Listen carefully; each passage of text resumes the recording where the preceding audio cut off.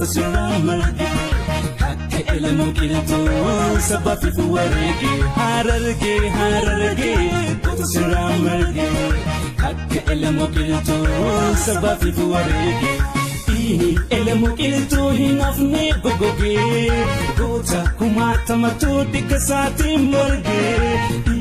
elemoo qilxuu hin hafne gogoge goota kumaatamatu dikkasaati marge hararge goota sirraa marge akka elemoo qilxuu sabaaf warge hararge goota sirraa marge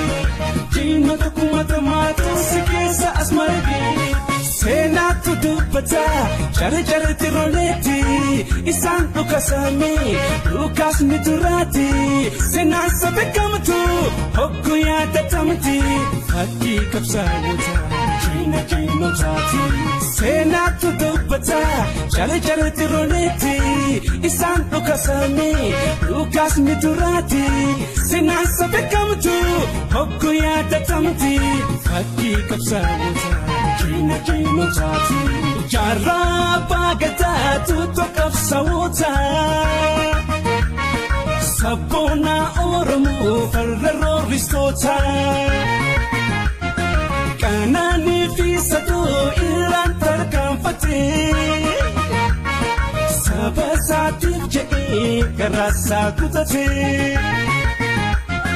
hin irraanfatamtu hogguu seenaan isaa Nakuma sakofa dina rifachiisa